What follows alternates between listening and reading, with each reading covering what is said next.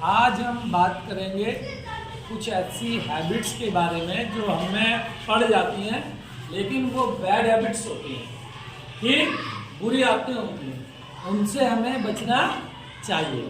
चलिए तो बात करते हैं हैबिट्स। HABITS। हैबिट्स में हम कुछ एक्शन बताएंगे।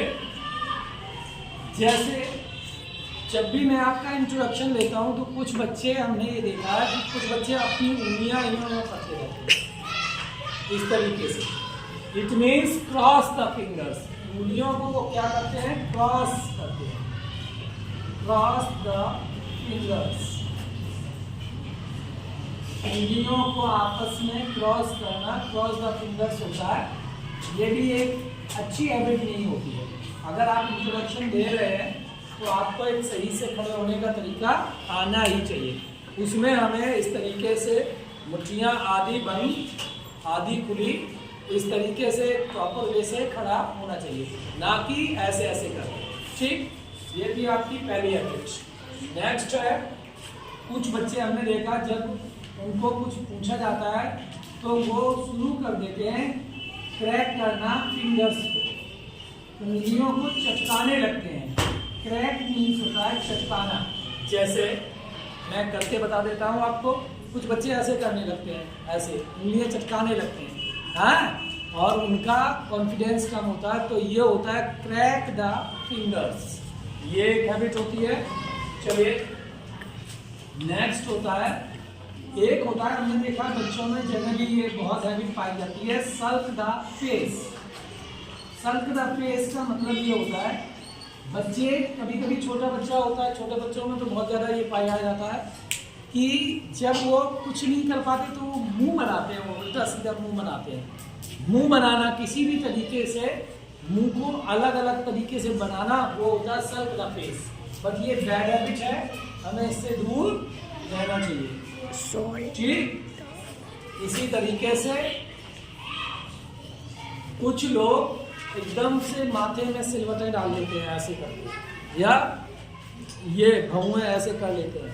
ठीक, तो वो होता है भौंवे ऐसे करके, ऐसे करना, बार बार चढ़ाना इस तरीके से, तो ये होता है raise the eyebrow.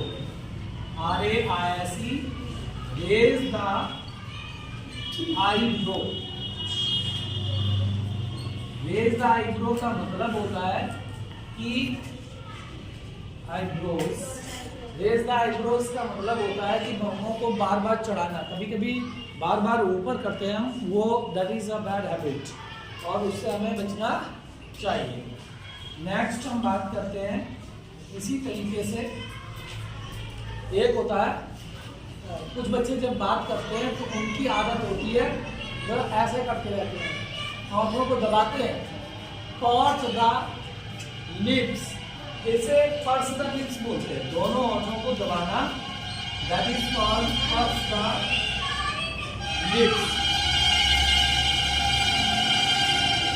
Perch the lips का मतलब होता है जब आप ऐसे करके बात करते हैं, इस तरीके से आपको बात नहीं करनी चाहिए, कि हमें एक सही तरीके से, सही तौर तरीका अपनाना चाहिए। ये कुछ हैबिट्स अगर हम छोड़ देंगे तो हमारी पर्सनालिटी डेवलपमेंट अच्छा हो जाता है, हमारा व्यक्तित्व एक अच्छे से निखर के आता है। जहाँ पे भी हम बात करेंगे लोग हमारे बात को ध्यान से सुनेंगे और वो अच्छे से आपको अनुसरण करेंगे। ठीक, तो ये होता है पर्स द लिप्स, मतलब होठों को दबाना, ये एक हैबिट होती है। इसी तरीके से कुछ बच्चों की आदत होती है ब्लिंक द आईज, यानी आंखों को झपकाने की आदत होती है। बच्चे जब बात करते हैं ब्लिंक द आईज, आंखों को झपकाने की आदत होती है। दोनों आंखें हैं ऐसे ऐसे, थोड़ी थोड़ी बोल रहे हैं, झपका रहे हैं, हाँ। जिसमें मैंने इसका देखा था, प्रियंका का, कि वो लगातार ऐसे करेगी, फिर ऐसे करेगी, फिर ऐसे करेगी, मतलब आंखों को लगातार बंद करके बोलना, जैसे ताकत आंखों से ही मिल रही हो। ठीक, तो वो ब्लिंक द आईज नहीं होना चाहिए। नेक्स्ट है इसी तरीके से,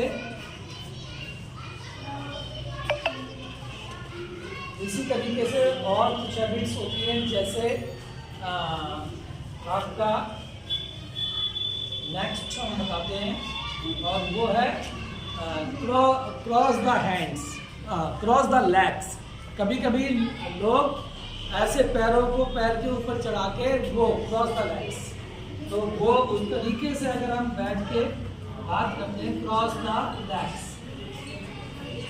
उस तरीके से भी हमें नहीं करना चाहिए, क्रॉस द लेग्स होता है। ठीक, इसी के साथ चलिए और कुछ बता देते हैं। इसके बाद है नेक्स्ट, माथे में सिलवटें डालना, रिंकल द फोरहेड होता है, रिंकल द फोरहेड। कुछ लोग आपने देखा हो वो क्या करते हैं, माथे में सिलवटें डाल के बात करते हैं, wrinkle the forehead, wrinkle the forehead. Forehead होता है माथा। बॉडी पार्ट्स आप जरूर याद कर लें, it is one of them, forehead. तो ये रिंकल द फोरहेड होता है। नेक्स्ट इसके बाद है, इसके बाद होता है लाफ, हंसना। Smile is good thing, but कभी कभी आप बहुत तेज से हंसते हैं, एकदम से आवाज आती है, that is also a bad habit.